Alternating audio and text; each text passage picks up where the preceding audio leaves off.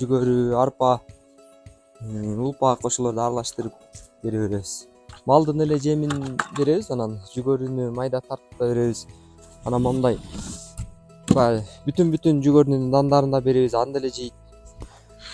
Анан мынорекиндей бул аралаштырма жем да, баягы жүгөрү, арпа аралаш. Булар менен эле күнүнө 2 маал берип коебуз. Чөп жейт, бардык эле нерсени жей берет. Жашылча нерсенин баарын жейт. Анан буларга витамин катары капустаны беребиз, сабиз беребиз. Өздөрүнө витамин катарчы. Анан өзгөчө нерсе талап кылбайт да. Баягыдай ооруп калып, вакцина, витамин, башка дары эч нерсени талап кылбайт булар. 70-80 жашка чейин жашайт экен. 70-80 жашка чейин жашайт экен. Булар азыр 8 жаштар. Алганыбызга 1 жыл болду. Ровно 1 жыл болду. Анан кышы чилдеде деле ушакта калат. Плюс 60, суук болсо минус 40ка чейин түшүп кеткен. Анан булар дагы таш жешет. Баягы шебень таштар бар го. Көлөмү ушунчалык таштар. Бул эми дайнек, ушунун размеринде таштарды жешет. Тамагын сиңириш үчүн. Тамагын сиңиргенге жумурткаларын кабыктарына дагы мындай жумурткасы дагы. Бул жумурткасы 30 тооктун жумурткасы менен 30га барабар болот да. Бир лоток жумуртка десек болот. 1,5 килограммдан баштап 2,5 килограммга чейин чоңдор болот экен, бирок биздики боюнча 1,5 тегерей. Бир жумада бир туйт. Мору үчөөсү ургачы. Ургачылар тооктору да. Бул корозу эки карасы. Бизнес идеялар көп экен да. Жумурткасын сатсаңыз да болот экен. Бул өзү жөжө чыга турган жумурткалар. Булар 5.000 сомдон 8.000 сомго чейин, $100 чейин бааланат. Жөжө чыкканычы. Жөжө чыкпагандары бар, алар 2 жаштан жогору 3 жашка чейинкилери туйт. Алардан жөжө чыкпайт. Ал жөн эле жегине да. Аны болсо бир 2.000 сом, 3.000 сомго бааланат экен. Биз эле сатып көргөн жокпуз.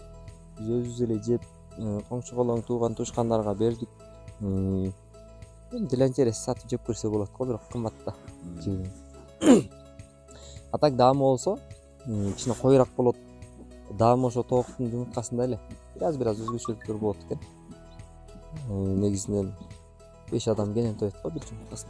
Бир жака кетерде жем салып кетесиз, бир күндүк жемдичи. Анан кечке чейин өздөрү эртең менен бөлүп жейт, обедте жейт, кечинде жейт, ошондо бөлүп жеп коюшат да. Башка жандыктар да болуп, баягы күптөө болгуча ашказаны ооруп калгыча жеп алышпайт экен. Бөлүп жешет. Мисалы үчүн бир жөжөсүн кичинекейинен багып чоңойтсоңуз, 1 жылдык жөжөсү тез эле ушундай болот. Күнүнө 3 сантиметрге чейин өсөт экен.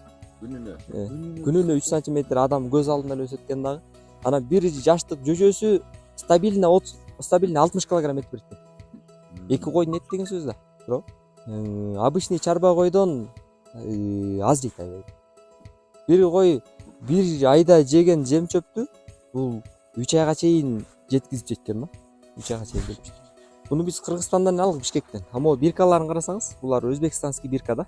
Булар негизи Өзбекстандан келген экен. Эми мунун максаттары көп, биздин максаттарыбыз көп. Айткандай ошондой өзүбүз кызыктык биринчичи. Кызыктык. Анан эми келген кеткендерге дагы көргөзөбүз. Кийин бара биякты кеңейтебиз, чоңойтобуз, көбөйтөбүз дегендей. Анан эт багытында дагы бакса болот экен.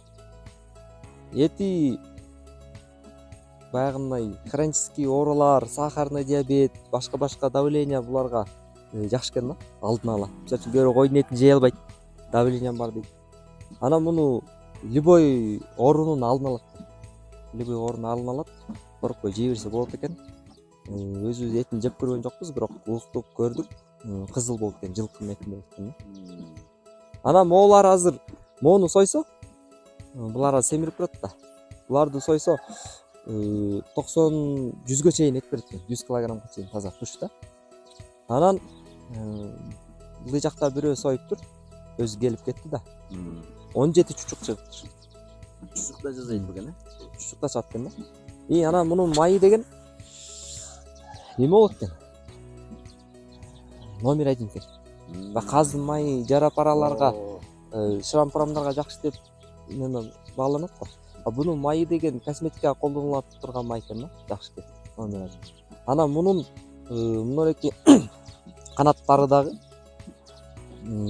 бааланат экен да, баягы улуттук кыздардын топлору бар.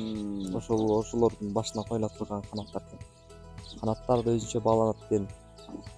Кожасы да калың болот экен. Сууга чыдамдуу. Анан жөчөлөрүн сурагандар көп. Өзү 12 000 сомдон башталат экен. Жумурткадан чыккандан кийин бир жуманын ичинде тыңкылып, ошо тыңыгандан кийин анан сатылат экен да булар. Буларды семья деп коет экен. Бир эркекке 2 ургачы бир семья экен да. Бир эркек 2 ургачы бир семья. Анан бизге ушу 3 келип калган. 3 ургач келип калган.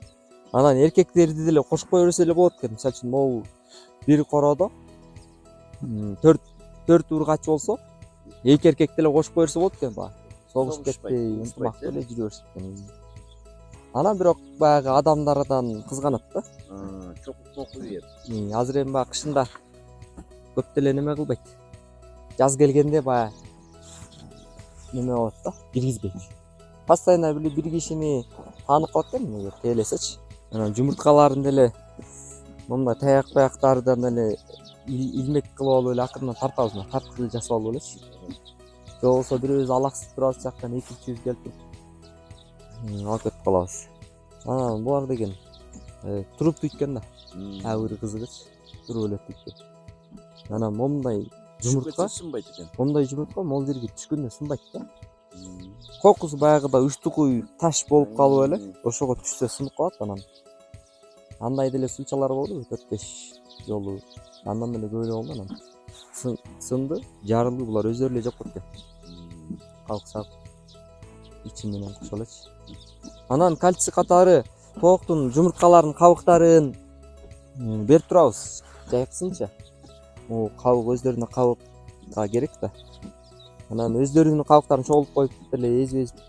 Эзгенде мынча кылып туруп эле таштап салабыз, өздөрү жеп алат. Биз деле минип көрөлү деп кичине сүргөргөзгөндөн кийин кайра кой деп атынып калганбыз. Анын артынан келип туруп эле минип алыш керек экен, секирип туруп. Анан жүгүргөндө 70-80 даже 100гө чейин деп айтып жүрүшөт экен. Көрүлөт. Скорость, анча чалдырак машиналарды арткылай таштайт экен да.